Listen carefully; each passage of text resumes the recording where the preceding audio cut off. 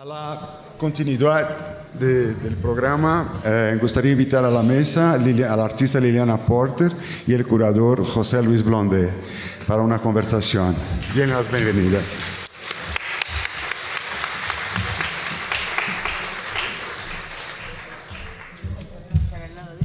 ¿Nos sentamos aquí, mamá? Pero ¿y esto? ¿Lo tenés que poner? Pero yo lo dejaría aquí. Yo soy Liliana Porter.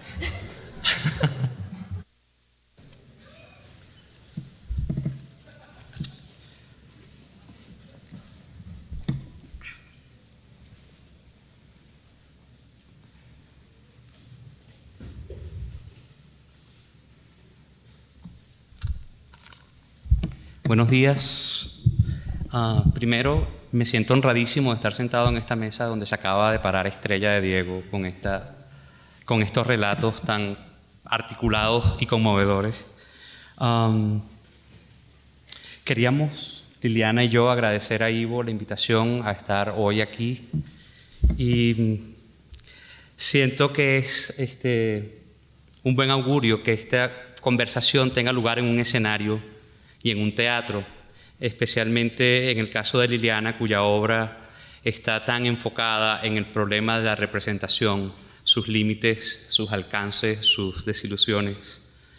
Hace algún tiempo Liliana comentó a propósito de su trabajo que ella querría que su obra fuese vista como quien va a ver una película y en el cine dejan las luces encendidas. Es decir, que le importa tanto lo que estamos viendo de la obra como todo el entorno y los mecanismos para que esa representación tenga lugar. La primera exposición individual de Liliana, además, tuvo lugar aquí en México, en el 59, cuando Liliana vino a estudiar un par de años en la Ibero. Luego volvió brevemente a Argentina y luego se radicó en New York. Pero en esa exposición de pinturas y grabados en la Galería Proteo aquí, Juan José Arreola escribió una reseña en la prensa comentando algunas de las obras y me llama mucho la atención el título de esa reseña. Era Liliana Porter da forma a la fábula. Y a la luz del trabajo más reciente de Liliana, pues me parece como evidente ese carácter no fabuloso, pero sí de fábula, de género literario, de casi que narración abortada con una moraleja inconclusa y confusa. Lo que me parece sorprendente es que ya en el 59, en unas pinturas y en unos grabados, ya Arreola, que sabía mucho de fábulas, podía detectar esa búsqueda de Liliana dándole forma a la fábula.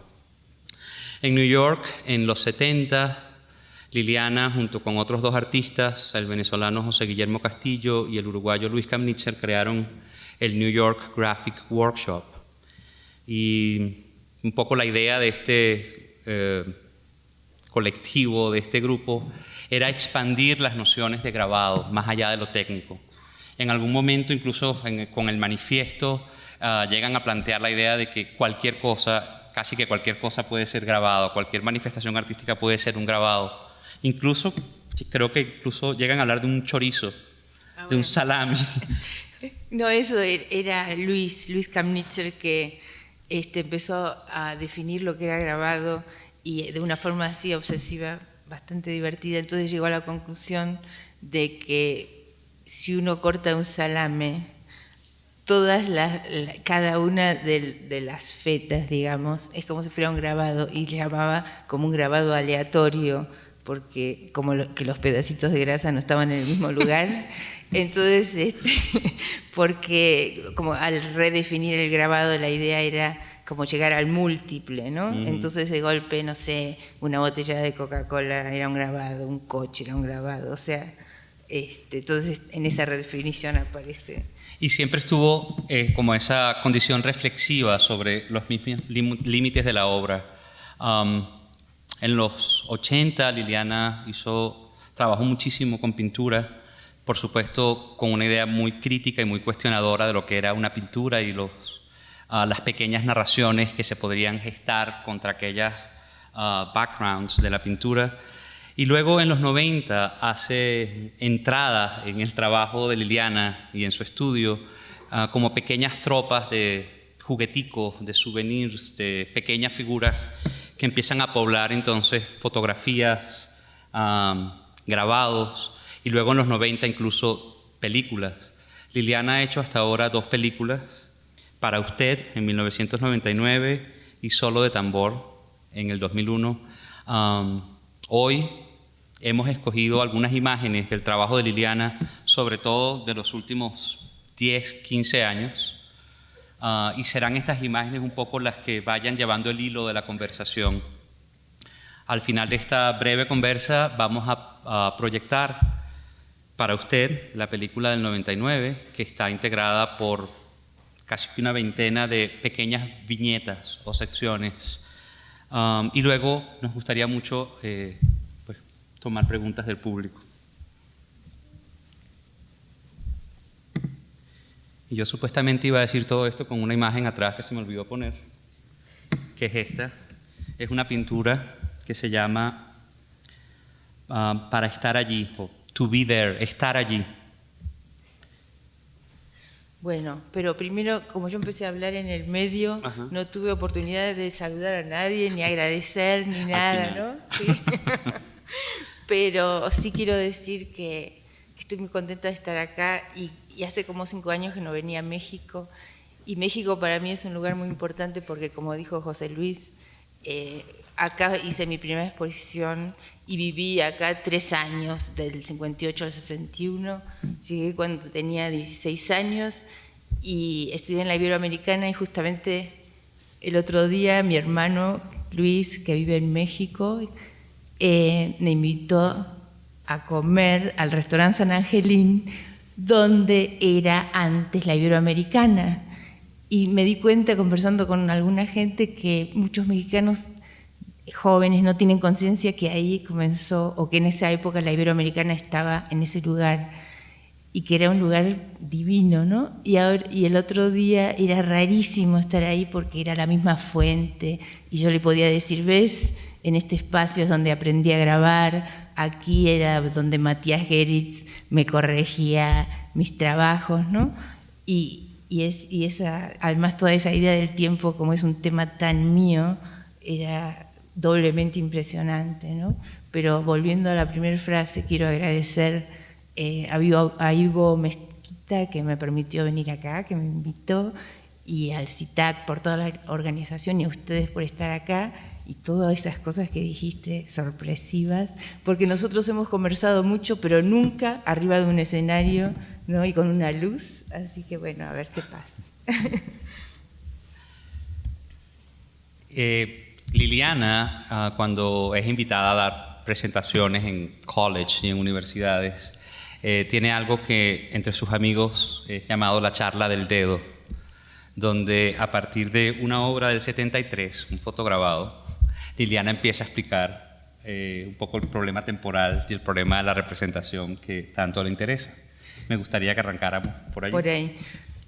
Bueno, yo muchas veces elijo este grabado, es un fotograbado de 1973, que lo elijo porque está hecho de esta forma. Yo dibujé en mi mano con tinta una línea, la línea que ven ahí. Después la línea continuó en el lugar donde estaba puesta mi mano, y después esos sacaron una foto, se hizo el fotograbado, se imprimió, y después yo seguí dibujando la línea con un lápiz. Quiere decir que aunque veamos una línea coherente desde el principio de la línea hasta el final, no solo que está dibujado en diferentes superficies, sino que está hecha en diferentes tiempos. Y es un tema que a mí me interesa, el tema de la fragmentación y el tema de cómo reordenamos la realidad o cómo reordenamos el criterio que tenemos del tiempo, ¿no? Y me gusta pensar que si yo ahora volvería a imprimir este grabado y volviera a dibujar la línea, desde el principio de la línea hasta el final de la línea, es decir, la primera línea empezó hace más de 30 años y la línea del lápiz sería después de 30 años, ¿no? Que hubiera todo ese tiempo. Hay una pintura del 91 la explicación, que es la imagen que yo había escogido para comenzar, pero luego tuvimos la idea de empezar con el dedo. Y algo que me interesa mucho de esta pintura es que, bueno, en primer lugar, es una de las primeras apariciones de este elenco, de esta familia de juguetitos, figurinas que aparecen en la obra de Liliana, pero también porque es una pintura muy grande, es una pintura 4 metros, algo así, 4 por 2 metros. Sí, es como grande, ¿no? Sí, y es quizá la primera vez que hice lo que yo llamo un diálogo, ¿no? A esta confrontación de dos personajes muchas veces disímiles, ¿no? En este caso, el hombre del sombrero, vos lo conoces más por siendo venezolano, ¿no? El origen, podés explicar quién es, que era un santo, es un santo, ¿no? José Gregorio Hernández es un santo, creo que aquí también lo conocen, un santo popular. Y debo confesar una pequeña decepción que yo tuve cuando, hablando con Liliana sobre la escogencia de José Gregorio, que es un actor que ha tenido ya varios papeles en diferentes producciones de la obra de Liliana. Liliana me dijo que lo escogió porque le parecía un Magritte, claro, no porque tuviera ninguna... Porque lo que a mí me pasó, que estaba en Colombia una vez, en una época justo que yo estaba haciendo una serie basada en imágenes de Magritte. Y entonces paso por una de esas casas que venden cosas religiosas y veo toda una hilera, por ejemplo, de Virgen María y una hilera de este señor con sombrero. Entonces yo digo, pero ¿y qué hace Magritte acá? O sea, pensé, bueno, ¿no? Me preocupé. Entonces digo, no, que es un santo venezolano, no sé, todavía creo que no lo santificaron, que es un santo underground, ¿no? Pero más poderoso que si estuviera oficializado. Entonces lo empecé a utilizar, pero no importa, o sea, está dentro del argumento que sea un santo, que sea un señor argentino con sombrero, es un señor como de corbata, ¿no? Que está parado frente a como pollito, ¿no? Y a mí me gusta... el otro día justamente estábamos cuando él me decía hay que explicar, ¿no? Yo decía, lo raro de la explicación, incluso del título, es que uno lo cuenta como si uno hubiera dicho, ahora voy a hacer, como si toda la explicación hubiera sido anterior a ejecutar el cuadro. Cuando de hecho uno empieza a hacer el cuadro y uno pone esos elementos y uno dice, no, está bien, pero no sabe ni por qué ni nada. Y después ese diálogo, por ejemplo, a mí me parecía... Después empezaron esos planos negros, ¿no? Esos espacios negros y esa parte, esa última tela larga, que es larga y finita y un poco más larga, es como un poco, como hay una especie de perversión formal, ¿no? Que hace un poco eco del hombre que se supone que le está explicando algo al pollito, ¿no? Entonces después viene el título, la explicación, porque uno empieza a entender lo que hizo y quizá lo que hizo es... A mí me gusta la idea de imaginarme que este hombre le está explicando algo. Quiere decir que existe una explicación. Y eso ya, esa esperanza es buenísima, ¿no? Pero es una explicación además que no sale de la pintura, es una explicación que se queda allí. Y lo que vemos, somos testigos de que la explicación tiene lugar, pero la pintura no se ocupa de la materia explicada. Una cosa que a mí me atrae mucho de esta pintura es como todo el fondo, todo el background, todo el escenario que estos personajes necesitan para que la explicación tenga lugar. Y me pregunto si estos paneles monócromos tienen alguna relación con la pintura moderna. ¿Hay alguna idea de comentar que esta explicación es posible dentro de estas búsquedas de la pintura o no? ¿O no? No. No. Ok, no. Siguiente pregunta. ¿No quieres hablar un poco de eso? No, es que en realidad todo el aspecto formal en la forma de hacerlo no entra. Es decir, entra, porque obviamente es muy importante, pero no como criterio para pensar la obra, ¿no? La obra está pensada, en realidad podía ser literatura, ¿no? Desde un punto de vista que piensa una cosa que no tiene nada que ver con lo formal, ¿no? Lo formal, lo visual. Otra cosa que además está emparentada con la explicación es cierto interés en tu obra hacia lo didáctico, hacia una enseñanza, hacia una improbable moraleja. Y hay toda una serie... Uy, me gusta el la serie que llamas del cuaderno Rivadavia, de correcciones, que empiezan como un dibujo, pero luego hay grabados, luego hay una pintura, hay como muchas versiones del mismo problema, de la misma pregunta. Un garabato corregido, como si un garabato pudiera estar bien o mal. Bueno, dentro de los temas que me interesan, una serie que siempre vuelve es el tema de las correcciones. Este es un dibujo hecho en papel de cuaderno Rivadavia, que es el cuaderno que usábamos en Buenos Aires en la escuela primaria. Y en realidad este dibujo es uno de una serie que son 18 dibujos y que constituyen una obra, ¿no? Que la obra se llama Him and Others, él y algunos otros, ¿no? Y entonces, entonces en esos 18 dibujos están como enunciados todos los temas o muchos de los temas que a mí me interesan. Y uno de ellos es este. Y esta versión de la corrección a mí me divierte porque es absurdo corregir un garabato, ¿no? Porque el garabato siempre está bien, ¿no? Es decir, el concepto de un garabato es imposible hacerlo mal. Entonces, corregir un garabato es mucho más absurdo, pero también esa corrección a mí me da risa, pero también como que tiene una parte triste, que es la parte pretenciosa, ¿no?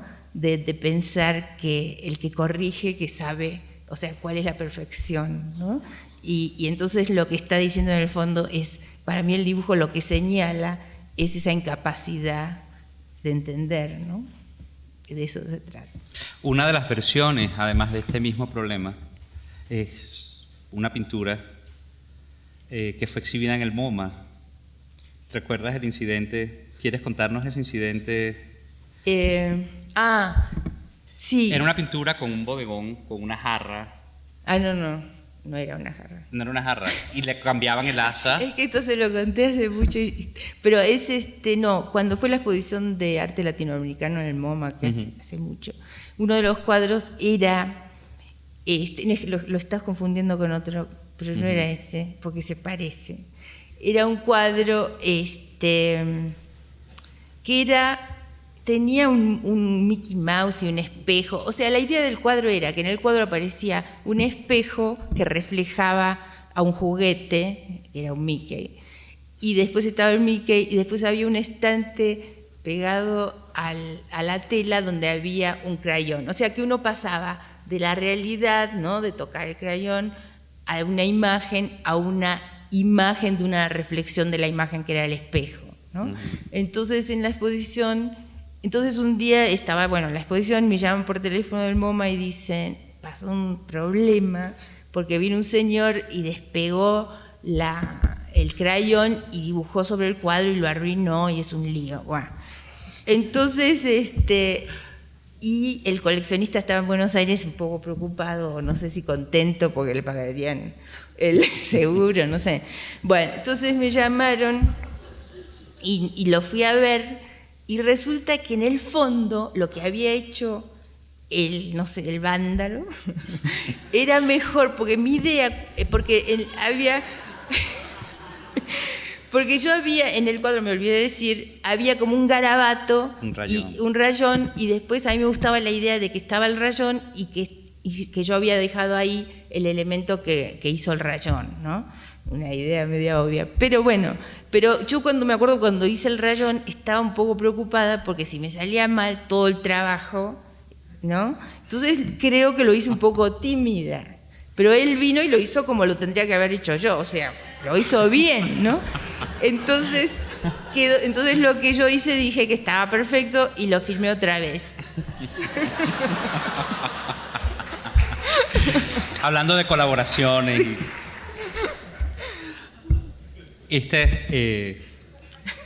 Otro dibujo de la serie de los cuadernos Rivadavia que además ha sido versionado en otras piezas, con la idea del disfraz, ¿no? Sí, a mí me gusta más la palabra en inglés, disguise, porque yo creo que no es exacto disfraz, pero no sé cuál es la traducción, ¿no? Pero, bueno, ese es otro de los temas que aparece, ¿no? La idea de la máscara o de disfrazarse de algo, ¿no? Bueno, vos sos el crítico. Un cuento tuyo sobre esta serie que me llama mucho la atención es cómo salió uno de los primeros dibujos, Where Are You? ¿Lo cuentas tú o lo cuento? Te pasó a ti, lo deberías contar tú. Bueno, una de las series de estos dibujos que no lo trajimos, que también fue un grabado, bueno, pero cuando hice el dibujo, porque esta serie de dibujos surgió, yo estaba en un, ¿cómo se llama?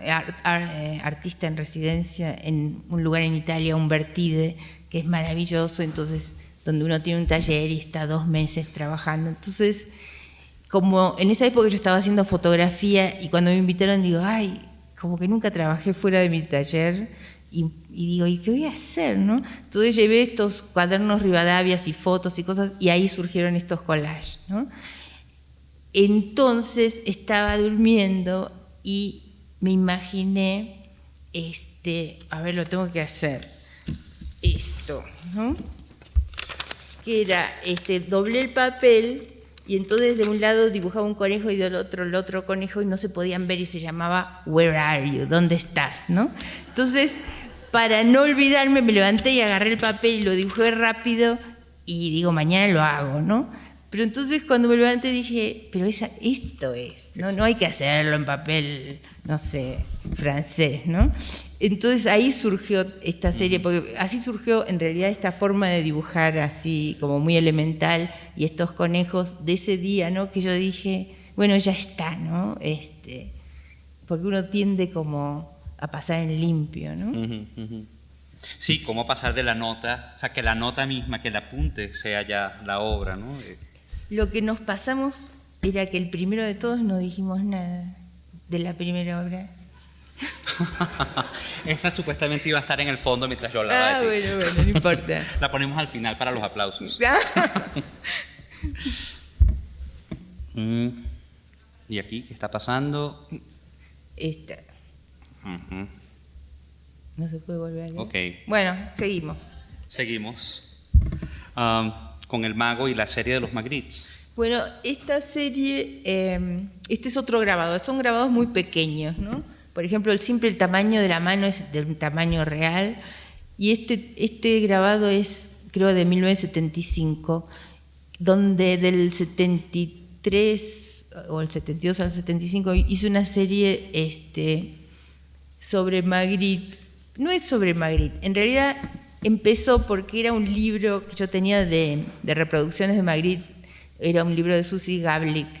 Y entonces un día, porque uno en realidad como tiene temas recurrentes, ¿no? Mi tema siempre es como es el cuestionamiento o la fascinación por ese límite entre lo que llamamos real y lo virtual, o la imagen y el nombre de ese tema, ¿no? Entonces estaba el libro sobre la mesa y en la reproducción esa de el hombre con la manzana, ¿no? Y había justo unas manzanitas, entonces yo puse la manzana real encima de la manzana reproducida y me interesó, o sea, me interesaba eso de lo real y la imagen, ¿no? Entonces tiene 4 manos, es que está comiendo, entonces yo vine con un tenedor y le doy también de comer, ¿no? Entonces, después vino la foto y la impresión. Incluso las migajas del... Sí, entonces había unas migajas que están, o sea que en el grabado la sombra es una aguatinta, pero las migajas, bueno, son fake, ¿no? Y así como hiciste estos diálogos con obras de arte, con grabados de Picasso, con estos de Magritte, yo siento que esos diálogos anticipan los diálogos que vienen luego con las figuritas. Y te pregunto si ¿te importa más esta fotografía de la obra de Magritte como cosa o como obra de Magritte? Bueno, es que para mí la obra de Magritte esta cosa, o sea, todos son parte de la realidad, son objetos, son cosas que vemos y que las incorporamos a nuestra experiencia, ¿no? Entonces no separo lo que es una obra de arte de lo que es otro objeto cualquiera, o sea, yo los estoy usando, pero también sirve la memoria, ¿no? Porque yo creo que es lindo que uno sepa que es un Magritte, ¿no? Bueno, y es lo mismo que con el José Gregorio de la explicación. Sí. El que sepa quién es José Gregorio pues, se divierte más. Se divierte más y la explicación puede ser casi que una revelación. Los diálogos. Bueno, este es un diálogo, ¿querías decir algo? Más reciente, es una serie de fotografías digitales, perdón. Porque una cosa habría que decir que mi obra muy desde el principio utilizó la fotografía, pero yo no soy fotógrafo y la fotografía en realidad está utilizada para pasarlo a la serigrafía o al aguafuerte o incluso a la tela, pero me interesaba usar la fotografía porque yo necesitaba que esos objetos que elegía de la realidad no estén contaminados por mi interpretación, como hubiera sido hacer un dibujo, ¿no? Que fueran lo más objetivos posibles si es que existe algo objetivo, ¿no? Entonces, ahora yo creo que hoy en día ya la fotografía no se percibe así, porque hasta hace 10 minutos uno creía así que era lo más parecido a la realidad, lo más objetivo, pero ahora con el Photoshop todo se desarticuló, ¿no? Otra vez. Bueno, de todas maneras, en el año que empecé a hacer realmente fotografía, o sea, que terminara en una fotografía, fue en 1995. Y estos son más o menos recientes, ¿no? No me acuerdo. Sí. Pero además en estos diálogos generalmente a mí me llama la atención que se llamen diálogos cuando son cruces de mirada, es decir, colocas dos objetos y los pones a mirarse, los pones en una situación que dura toda una eternidad solo mirándose, es decir, son unas obras muy silenciosas y las llamas diálogos. Y luego estos diálogos se convierten en situaciones. Bueno, pero todavía no lo saqué, Okay, porque no quisiera decir algo que ahora lo veo, ¿no?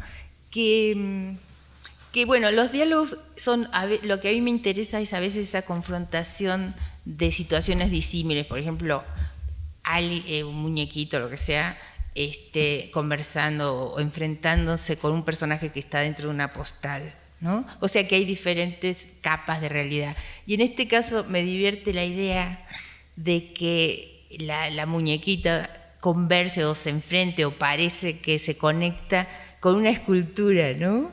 Que la escultura tiene esa pretensión de especulación formal, sin embargo, como en ese momento se humaniza, digamos, y entonces no se muere, ¿no? Uh-huh.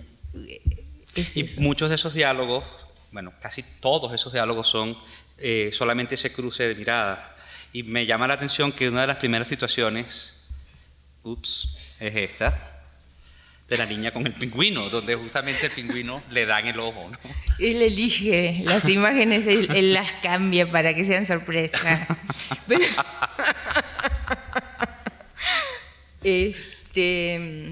bueno, estos son situaciones, yo diría, ¿no? Pero esta situación era un díptico, ¿no?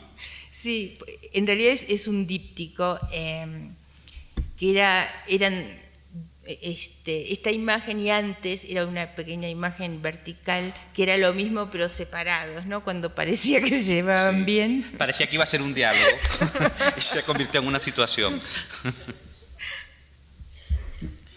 Y de esta situación pasamos a una de las obras más recientes que estamos mostrando, que es Rojo con Águila, que es de este año, ¿no? Sí, no quedó muy rojo aquí. Pero sí muy águila.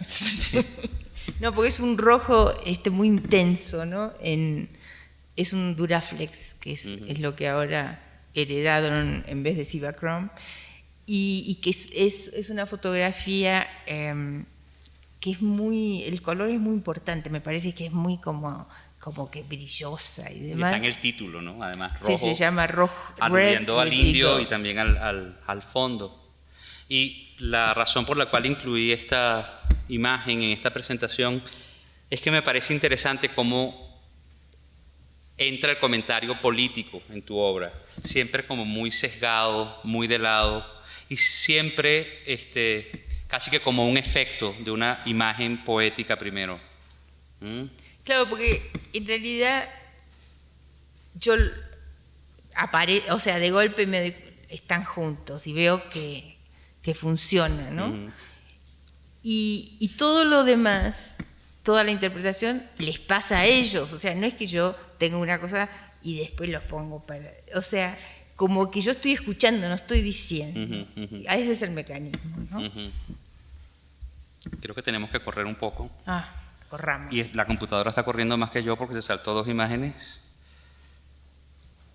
¿Qué pasa? Ok.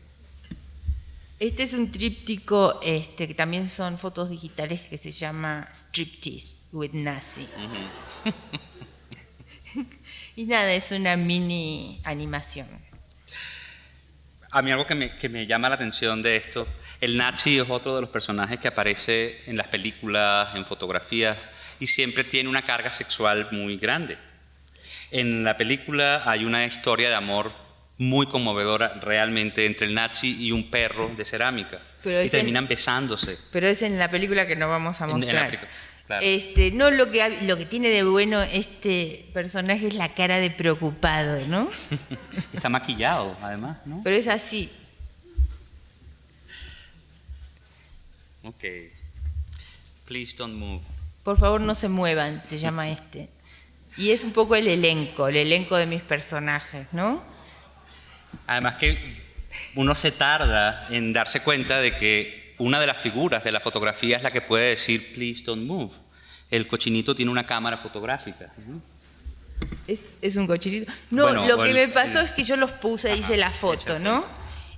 Y como yo no soy fotógrafa, siempre tengo ese sentimiento de culpa y entonces digo, uy, quedó fuera de foco, ¿no? Ese pedazo. Y dije, y me di cuenta que el único enfoco era el fotógrafo, ¿no? Y todo era perfecto, que diga please don't move. Pero aparte lo que me gusta del título es que obviamente son personajes inanimados que no se mueven, ¿no? Y además es como casi que una plancha de grabado, o sea, es como a la inversa, ¿no? La obra funciona también como un espejo de Liliana tomándole las fotos a los muñequitos del elenco de esta familia disfuncional, como la llamó Estrella de Diego, un ensayo sobre tu trabajo. Tenemos que correr para poder pasar la peli. Y tenemos aquí una de las reconstrucciones, que es muy curioso porque esta obra casi todo el mundo la lee como una obra esperanzadora, porque es posible la reconstrucción del Mickey que está destrozado a martillazos en la foto. Sin embargo, el truco es evidente. ¿Cómo? Y triste. ¿Qué truco? Hay un solo Mickey que fue reconstruido. No, échanos el cuento. No, bueno, está la foto, ¿no? Porque uno se imagina que primero es la... Sí, hay un lío con el tiempo ahí, claro, ¿no? Porque no puede ser que primero sea porque es una foto enmarcada, hay que decir. Es verdad. Y después hay y el Mickey en la galería. Hay un estante con el Mickey de verdad, ¿no? Entonces es imposible que primero esté el de afuera y después esté destrozado. Entonces hay una cosa rara con el tiempo donde aparece la cosa esperanzadora, porque o es posible, ¿cómo se llama? Cambiar el pasado, ¿no? O es posible reconstruirlo también, ¿no? Que no se nota, modificar el pasado, ¿no? Y esta es otra de las obras que versiona con diferentes figuras, ¿no? Sí, bueno, esta es una obra que la sigo haciendo. Yo creo que debe ser mi problema de grabadora, que me cuesta mucho hacer una sola cosa y necesito decirla una y otra vez, y entonces cuando es una sola obra la vuelvo a hacer en otra versión y en otra versión, ¿no? ¿Qué te da la pista para parar, para dejar de hacer versiones de uno de los temas? Cuando ya entendí o cuando ya me curé. Tú además has seguido trabajando activamente como grabadora, ¿no? Este tigre que además vemos en el grabado la consecuencia, ¿no? Vemos al tigre rasgando el papel. Yo siempre pienso en un episodio de Don Quijote y Sancho Panza, que Sancho Panza se queja de que cada vez que le dan golpes a Don Quijote, él es el que le salen moretones y al día siguiente se despierta con mucho dolor, ¿no? Es eso, ¿no? El tigre bueno, este dejando... es un grabado en madera y bueno, y que después que está impreso yo le hago las rasgaduras, ¿no? Entonces, en el fondo es la misma obra que la que mostramos al principio de la línea con el dedo, ¿no?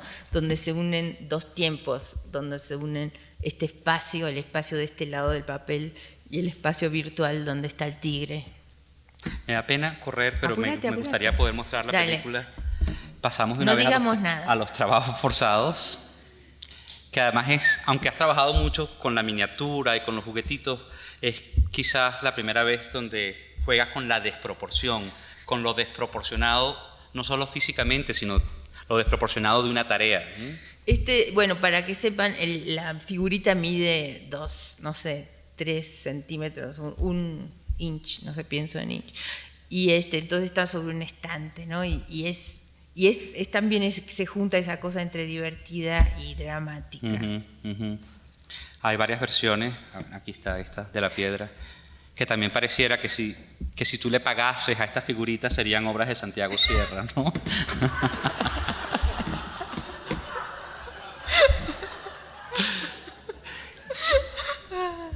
Y finalmente Bueno. esta. Y por último hay una imagen del perro. Bueno, es un perro disfrazado de perro. Sí, no se puede ser más literal, ¿no? Que ser un perro disfrazado de perro. Y creo que esto también tiene que ver con, o sea, después de haber visto estas imágenes, la idea de la fábula y la idea de una moral como truncada, una moral que no puede ser completamente articulada, pero que está presente puesto que tienes como ese interés didáctico. Vamos yo quería leerlo de Monterroso. Bueno, léelo. Pero a lo mejor vamos a ver la película y luego si hay tiempo, porque es mejor ver la película que leer algo que pueden conseguir en cualquier lado. Entonces sacamos eso. Una película del 99. Pero tenés que sacar esto. Sí. Sí, es un pequeño corto, no se asusten. La película dura 15 minutos 50 y algo segundos. Sí. Del 99. ¿Yo tengo que hacer algo más para que esto funcione?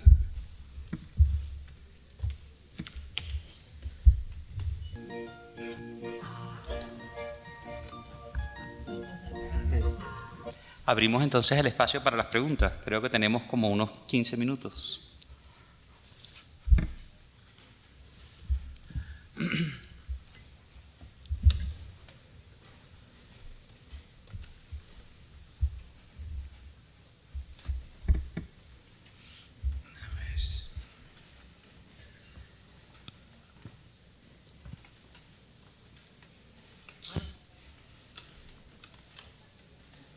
Ahí hay uno.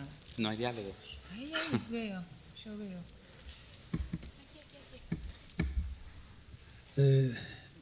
Y yo quiero felicitar a Liliana por cosas aparentemente tan inocuas, el arte como divertimento, pero que plantea desde mi punto de vista una cuestión casi ontológica, ¿no? Existencial, cosas filosóficas.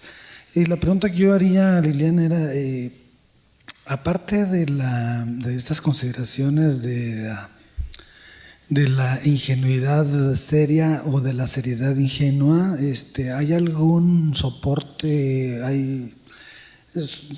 Yo debo suponer que sí, pero me gustaría saber si está en la línea de las propuestas de Heidegger en su libro Poesía y Arte, o Arte y Poesía, donde Heidegger plantea la idea de la transformación del sujeto a través de la experiencia del arte como transformación ontológica.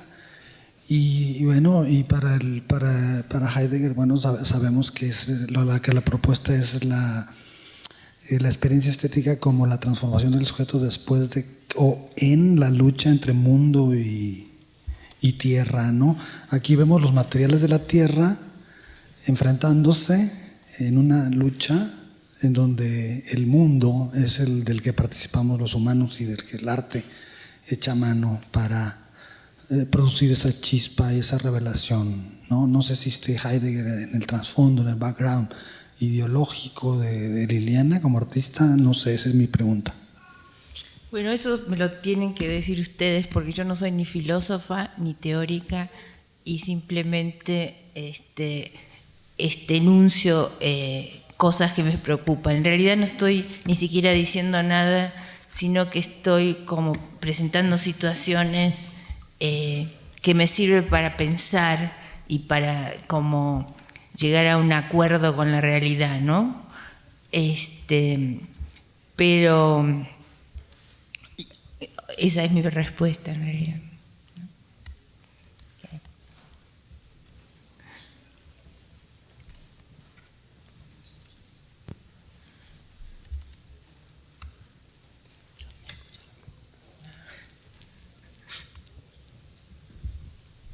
Sí, bueno, mi duda es de dónde en su vida saca estas figuritas. ¿Se relacionó con ellas de niña o más bien nunca las había visto y por eso le parecen tan chistosas? ¿O cuál es su relación con ellas? Bueno, las consigo en mercados de pulgas o casas de antigüedades o lugares así, ¿no? Y yo misma analizando, porque muchas veces me hicieron la pregunta de cómo las elijo, ¿no? Y, o sea, yo cuando las veo las reconozco, pero después tuve que, o sea, para contestar eso tengo que mirarlas bien y pensar cómo será, ¿no? Y yo creo que lo que tienen en común es, por un lado, que tienen como cara de que no entienden demasiado, que están perplejas. También sí creo que en su mayoría son de la época de mi infancia, o sea que yo nunca elegiría una Barbie porque nunca jugué con una Barbie ni como que no, o sea, no hay empatía, digamos, ¿no? Pero, o sea que yo creo que lo que tienen, porque no son juguetes, algunos son juguetes pero otros son adornos, ¿no? Para mí el adorno es un misterio, que uno agarre un conejo de vidrio y lo ponga en el estante y le parezca normal. Y aparte, o sea, como estoy tan metida en esto, ahora no veo que la mayoría de los paraguas tienen un pato y los aleros son osos, ¿no? Y que hay animales por todos lados. A tal punto que ahora que mi casa está en un lugar en el Hudson Valley, en New York, donde hay ciervos, todavía, aunque me mudé hace bastante tiempo, cuando aparece un ciervo en el jardín, para mí es Walt Disney, ¿no? O sea, me da como una cosa rarísima porque es igual, ¿no? O sea, del primer ciervo que vi cuando era chica en una película. Y me cuesta, o sea, tengo que intelectualizar de que es un animal, que está vivo, ¿no?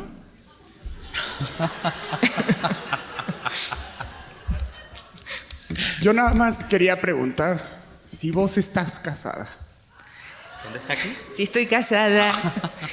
Estoy divorciada 2 veces, que es una manera de contestar negativo. ¿Alguna propuesta?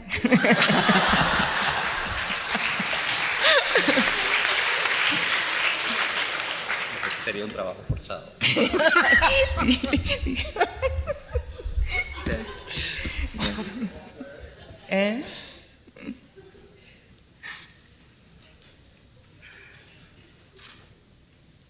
¿Estamos listos?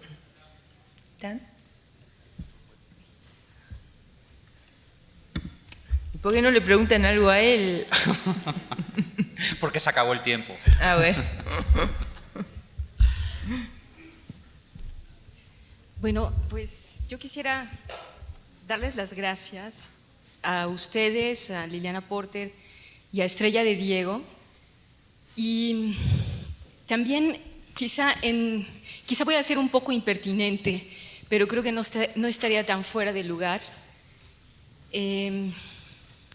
Me siento un poco incómoda porque al mismo tiempo que estamos en la oportunidad de escucharlos y de discutir y de estar al día con con todas estas posiciones sobre la teoría del arte, sobre lo que está ocurriendo, y ahora además con humor y con tanta inteligencia, yo estoy sintiéndome también muy incómoda, incluso estaba dudando de si venir o no, porque tengo presente, y creo que debemos tener todos presentes, que el empresario, uno de los empresarios que financia este encuentro, Eugenio López de Jumex, es también uno de los empresarios que financió la campaña sucia contra el candidato de la coalición por el bien de todos, y precisamente estamos en un momento, por eso dije que iba a ser impertinente, lo siento.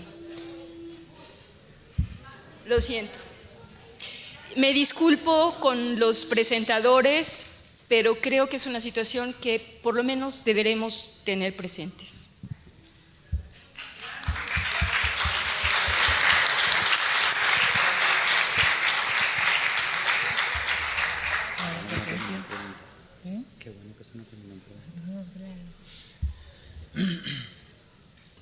Bueno, decir gracias o algo, ¿no? Pero estoy esperando que me digan que ya no hay más preguntas. Ivo. ¿Ya? Bueno, Pues muchas gracias. para todos.